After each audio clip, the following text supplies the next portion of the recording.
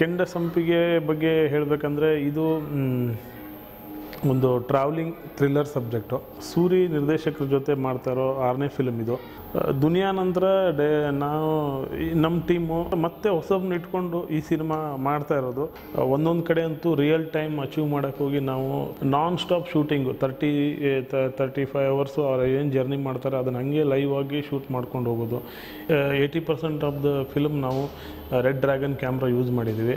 ಇನ್ನು ಉಳಿದಕ್ಕೆ ಕತೆಗೆ ಬೇಕಾಗಿರೋ ಥರ ಯಾವ ಸೀನಿಗೆ ಯಾವ ಕ್ಯಾಮ್ರಾ ಬಳಸಿದರೆ ಅದನ್ನು ಚೆನ್ನಾಗಿ ಬರುತ್ತೋ ಅದ್ರ ಪ್ರಕಾರವಾಗಿ ಗೋಪ್ರೋ, ಪ್ಯಾನಾಸೋನಿಕ್ ಮತ್ತು ಬ್ಲ್ಯಾಕ್ ಮ್ಯಾಜಿಕ್ ಬಳಸಿದ್ದೀವಿ.